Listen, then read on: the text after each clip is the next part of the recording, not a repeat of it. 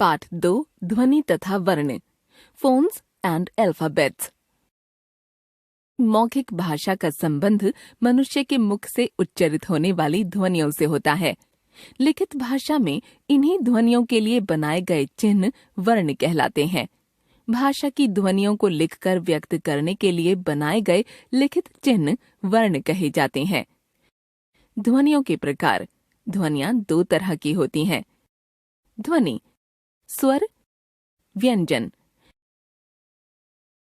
स्वर वाउल्स।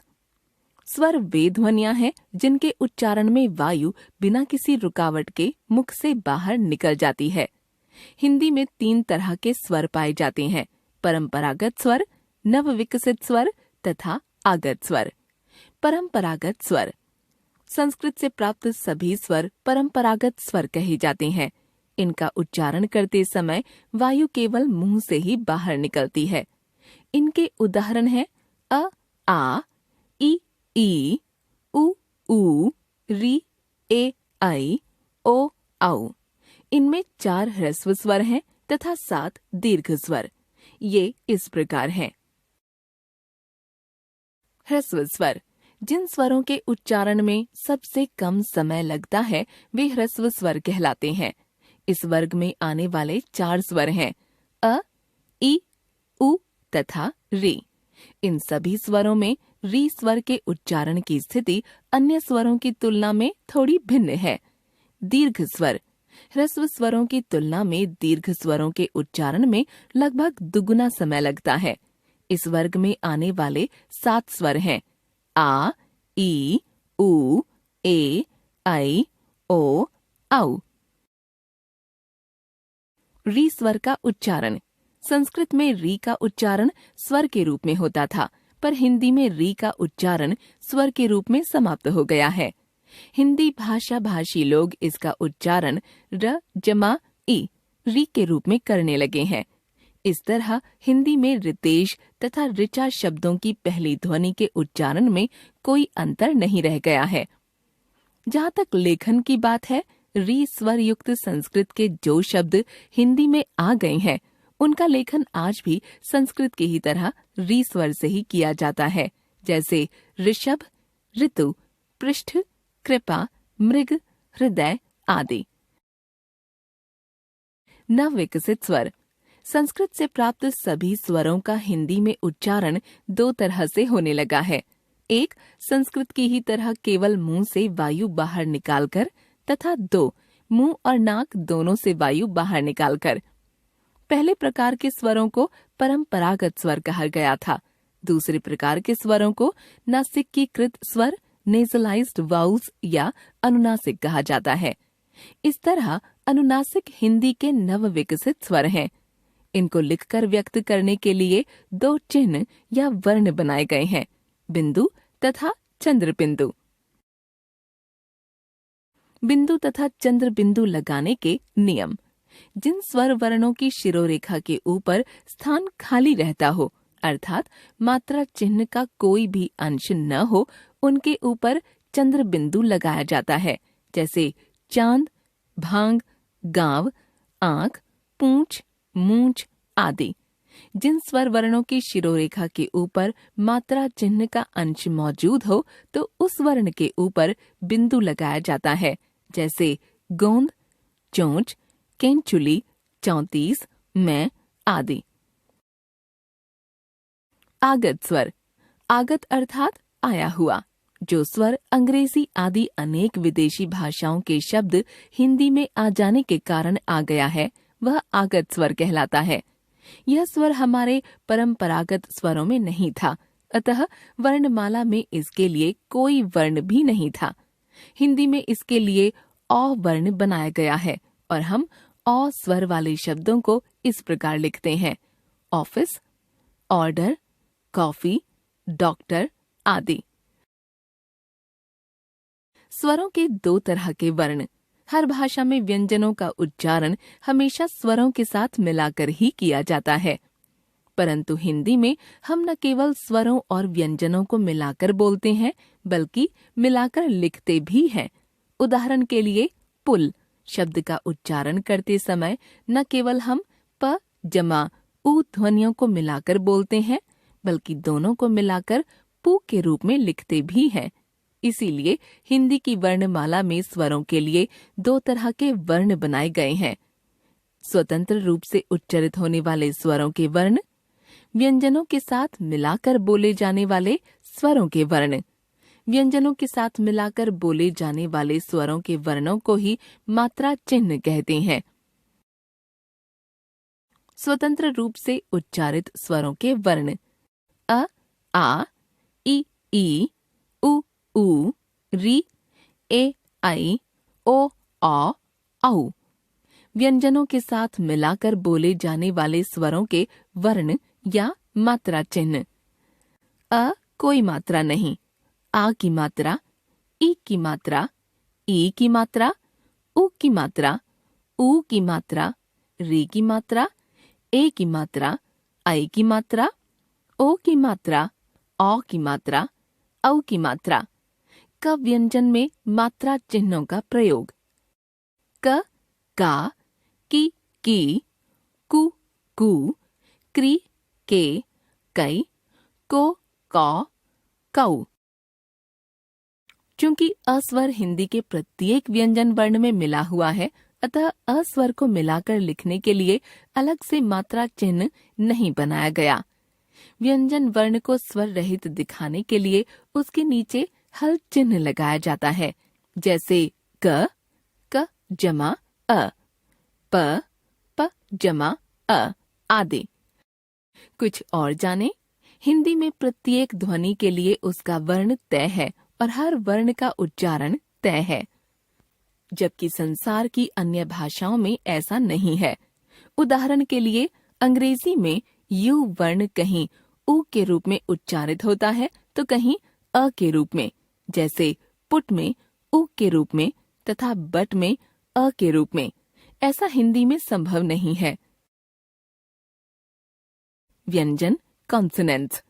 व्यंजन वे ध्वनियां हैं जिनके उच्चारण में मुंह से बाहर निकलने वाली वायु के मार्ग में रुकावट पैदा की जाती है। यह रुकावट जीभ या निचले ओठ द्वारा मुंह के ऊपरी भाग के किसी न किसी स्थान पर की जाती है। उदाहरण के लिए जब हम त वर्ग की ध्वनियों त, थ, द, ध, न का उच्चारण करते हैं तो जीभ की नोक ऊपर के दांतों के पिछले भाग को स्पर्श करती है, जिससे वायु के मार्ग में रुकावट पैदा होती है। इसके अलावा व्यंजन की एक विशेषता यह भी है कि व्यंजन का उच्चारण सदा किसी न किसी स्वर की मदद से ही होता है। महत्वपूर्ण व्यंजन ध्वनियां और उनके वर्ण। अनुस्वार। यदि अनुनासिक एक नासिकीकृत स्वर है तो अनुस्वार एक नासिक्य व्यंजन है। इसे लिखकर दिखाने के लिए भी बिंदु चिन्ह बनाया गया है। वर्णमाला में इसे अस्वर के ऊपर बिंदु लगाकर अंक के रूप में दिखाया जाता है। इसका उच्चारण इस बात पर निर्भर करता है कि शब्द में यह किस स्थान पर प्रयोग किया जा रहा है। शब्द में अनुस्वार दो स्थानों पर आ सकता है। शब्द के अंत में। जब भी अनुस्वार शब्द के अंत में आता है, म के रूप में उच्चारित किया जाता है, जैसे स्वयं, एवं आदि। शब्द के बीच में। शब्द के बीच में अनुस्वार जिस व्यंजन के पहले आता है, उसी व्यंजन के वर्ग के नासिक्य के रूप में इसका उच्चारण किया जाता है। जैसे क वर्ग के समस्त व्यंजनों के पहले इसका उच्चारण अंगा के रूप में, च वर्ग के व्यंजनों के पहले इया के रूप में, ट वर्ग के व्यंजनों के पहले ण के रूप में, त वर्ग के व्यंजनों के पहले न के रूप में तथा प वर्ग के व्यंजनों के पहले म के रूप में किया जाता है। देखिए उदाहरण। क वर्ग पंखा, जंगल। च वर्ग पंच, गुंजन। ट वर्ग बंटी, दंड। त वर्ग शांत, अंधा। प वर्ग कंपन, अंबा। विसर्ग। विसर्ग भी एक व्यंजन ध्वनि है। हिंदी में विसर्ग का मूल उच्चारण समाप्त हो चुका है। इसका उच्चारण ह व्यंजन के रूप में किया जाता है।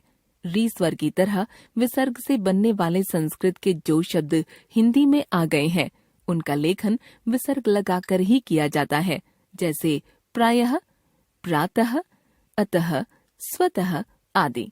जहाँ तक उच्चारण की बात है, हिंदी में प्रातः तथा सुबह शब्दों की अंतिम ध्वनि के उच्चारण में कोई अंतर नहीं रह गया है। आगत व्यंजन तथा उनके वर्ण। हिंदी में जिस तरह से विदेशी भाषाओं के शब्द आ जाने से औ स्वर का आगम हुआ, उसी तरह दो व्यंजन ध्वनियां भी आ गई हैं। इनके लिए हिंदी की मानक वर्तनी में परंपरागत वर्णों के नीचे बिंदु, नुक्ता लगाकर नए वर्ण भी बना लिए गए हैं, जो इस प्रकार हैं: ज तथा फ। देखिए इनके उदाहरण: ज जहर, जहाज, जिद, जिंदा, जोर, नजर, जमीन, जेबरा, दरवाजा आदि। फ फकीर, फरार, फाइल, फायदा, फीस, फौज, फर्श आदि। संयुक्त व्यंजन। जब किसी शब्द में एक से अधिक व्यंजन एक साथ मिलाकर बोले जाते हैं तो वे संयुक्त व्यंजन कहलाते हैं, जैसे प्य, क्त, स्व, द्य आदि। देखिए उदाहरण: भक्त, प्यारा, स्वयं, विद्यालय आदि। समान व्यंजनों से मिलकर बने संयुक्त व्यंजनों को द्वित्व व्यंजन कहते हैं, जैसे न, प, ल आदि। देखिए उदाहरण: पत्ता, दिल्ली, बच्चा, गन्ना, मिट्टी, चप्पल, अड्डा आदि। परंपरागत वर्णमाला में व्यंजन वर्णों के बाद 4 संयुक्त व्यंजन क्ष, त्र, ज्ञ तथा श्र आते हैं। ध्यान रखिए कि ये सभी वर्ण किसी एक व्यंजन ध्वनि को व्यक्त नहीं करते। ये दो दो व्यंजन ध्वनियों के मेल से बने हैं। इनकी रचना इस प्रकार है: क्ष, क जमा श, जैसे रक्षक, भिक्षुक, कक्षा, यक्ष, सुरक्षा आदि। त्र, त जमा र, जैसे पत्र, सर्वत्र, मित्र, शत्रु आदि। ज्ञ, ज जमा इय, जैसे ज्ञानी, आज्ञा, यज्ञ, सर्वज्ञ आदि। श्र, श जमा र, जैसे श्रम, श्रमिक, आश्रम, परिश्रम आदि। ध्यान रखिए, हिंदी में ज्ञ का मूल उच्चारण ज जमा इय समाप्त हो चुका है तथा इसका उच्चारण ज्ञ के रूप में होने लगा है। नव विकसित व्यंजन। हिंदी में ड या ढ व्यंजनों से दो नई व्यंजन ध्वनियां ड़ तथा ढ विकसित हुई हैं। वास्तव में ड ढ व्यंजन जब शब्द के मध्य में दो स्वरों के बीच में आते हैं या शब्द के अंत में आते हैं, तब उनका उच्चारण क्रमशः ड़ ढ हो जाता है। देखिए उदाहरण: लड़का, घोड़ा, जोड़ी, बूढ़ा, मूढ़ा, पढ़ना, चढ़ाई, मोड़, जोड़, किवाड़, मूढ़ आदि। इसलिए हिंदी के शब्दों में ड ढ व्यंजन केवल शब्द के आरंभ में ही आते हैं, जैसे डलिया, डमरू, डर, ढक्कन, ढीला, ढेर आदि। र व्यंजन के संयुक्त रूप। र व्यंजन को लिखकर व्यक्त करने के लिए 3 चिन्ह या वर्ण बनाए गए हैं: र, रेफ तथा पदेन, जो 3 अलग अलग स्थितियों के लिए हैं। ये स्थितियां इस प्रकार हैं: र जमा स्वर। यदि र व्यंजन किसी स्वर के साथ मिलाकर बोला जाता है तो उसे हमेशा र वर्ण से ही लिखा जाता है, जैसे राम। र जमा आ जमा म जमा अ। रेखा। र जमा ए जमा ख जमा आ। रुपया। र जमा उ जमा प जमा अ जमा य जमा आ। रोगी। र जमा ओ जमा ग जमा ई आदि। र जमा व्यंजन। यदि र व्यंजन किसी अन्य व्यंजन के साथ मिलाकर बोला जाता है तो उसे दूसरे वर्ण से लिखा जाता है। इस वर्ण को रेफ कहते हैं। यह हमेशा उस व्यंजन की शिरोरेखा के ऊपर लगता है जिस व्यंजन के साथ र मिलाकर बोला जा रहा है, जैसे धर्म। ध जमा अ जमा र जमा म जमा अ कर्म क जमा अ जमा र जमा म जमा अ। दर्द द जमा अ जमा र जमा द जमा अ। गुर्राना ग जमा उ जमा र जमा र जमा आ जमा न जमा आ आदि। स्वर रहित व्यंजन जमा र। यदि कोई अन्य स्वर रहित व्यंजन र के साथ मिलाकर बोला जाता है तो र की ध्वनि को तीसरे वर्ण से लिखा जाता है। इस चिन्ह को पदेन कहते हैं और इसे खड़ी पाई वाले व्यंजनों के निचले भाग में हुक की तरह से लगा दिया जाता है तथा गोलाकार व्यंजनों में हल चिन्ह के साथ जोड़ दिया जाता है। जैसे खड़ी पाई वाले व्यंजन वर्ण जमा र, क जमा र क्र, ग जमा र ग्र, प जमा र प्र, भ जमा र भ्र, श जमा र श्र आदि। जैसे क्रम, ग्रहण, प्रश्न, भ्रम, श्रम आदि। गोलाकार व्यंजन ट या ड जमा र। इन दोनों व्यंजनों में पदेन चिन्ह हल चिन्ह के साथ जोड़ दिया जाता है। जैसे राष्ट्र, ट्रक, ट्रेन, ड्रम, ड्रेस आदि। हिंदी की वर्णमाला। स्वर परंपरागत स्वर वर्ण तथा उनकी मात्राएं। अ कोई मात्रा नहीं। आ की मात्रा। ई की मात्रा। ई की मात्रा। उ की मात्रा। ऊ की मात्रा। री की मात्रा।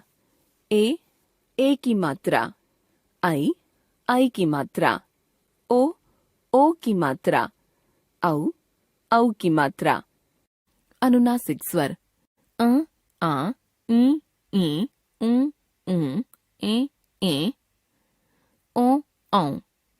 आगत स्वर तथा उसकी मात्रा। परंपरागत व्यंजन, मौखिक व्यंजन, नासिक्य व्यंजन। विसर्ग अह। क वर्ग क, ख, ग, घ, अंगा। च वर्ग च, छ, ज, झ, इया। ट वर्ग ट, ठ, ड, ढ, ण। त वर्ग त, थ, द, ध, न। प वर्ग प, फ, ब, भ, म। य, र, ल, व, श, स, ह। आगत व्यंजन ज, फ। नव विकसित व्यंजन ड़, ढ़। वर्ण विच्छेद। विच्छेद का अर्थ है अलग करना। शब्द के प्रत्येक वर्ण को अलग करके लिखना वर्ण विच्छेद कहलाता है। जैसे माता म जमा आ जमा त जमा आ। अमर अ जमा म जमा अ जमा र जमा अ। ट्रक ट जमा र जमा अ जमा क जमा अ। शर्म श जमा अ जमा र जमा म जमा अ।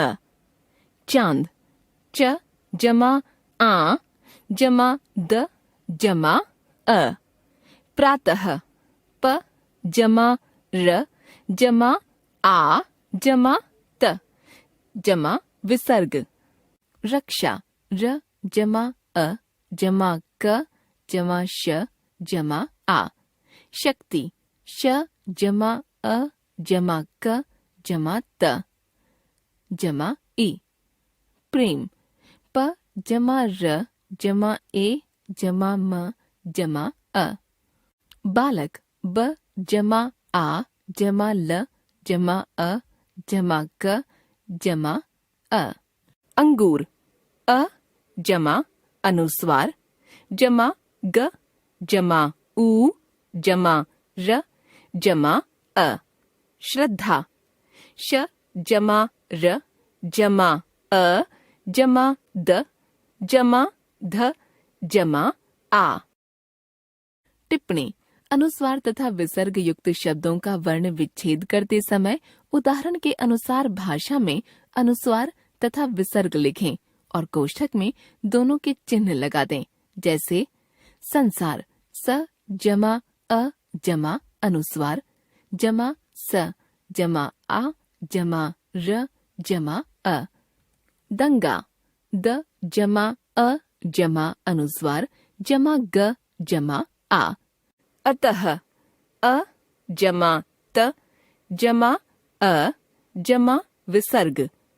स्वतः, स जमा व जमा अ जमा त जमा विसर्ग। वर्ण संयोजन, वर्णों को जोड़कर शब्द बनाने की प्रक्रिया को वर्ण संयोजन कहते हैं। जैसे क जमा री जमा प जमा आ, कृपा। स जमा आई जमा न जमा ई जमा क जमा अ, सैनिक। स जमा अ जमा अनुस्वार, जमा ग जमा ई जमा त जमा अ, संगीत। हमने सीखा उच्चरित ध्वनियों का लिखित रूप वर्ण है। ध्वनियों के दो भेद हैं, स्वर और व्यंजन। जिन ध्वनियों के उच्चारण में वायु बिना किसी रुकावट के मुख से बाहर निकलती है वे स्वर कहलाती हैं। हिंदी में दो प्रकार के स्वर पाए जाते हैं, ह्रस्व तथा दीर्घ। अनुनासिक नव विकसित स्वर हैं, जिन्हें बिंदु और चंद्र बिंदु लिखकर व्यक्त किया जाता है। जिन ध्वनियों के उच्चारण में मुख से बाहर निकलने वाली वायु के मार्ग में अवरोध उत्पन्न किया जाता है वे व्यंजन कहलाती हैं। व्यंजनों के साथ मिलाकर बोले जाने वाले स्वरों के वर्ण मात्राएं कहलाते हैं। विदेशी भाषाओं के शब्दों के आगमन के कारण आगत ध्वनियां अ, ज, फ भी हिंदी में आ गई हैं। ढ़, ढ़ नव विकसित व्यंजन है जो ड तथा ढ से विकसित हुए हैं। र को लिखकर व्यक्त करने के लिए तीन चिन्ह हैं, र, रेफ, पदेन।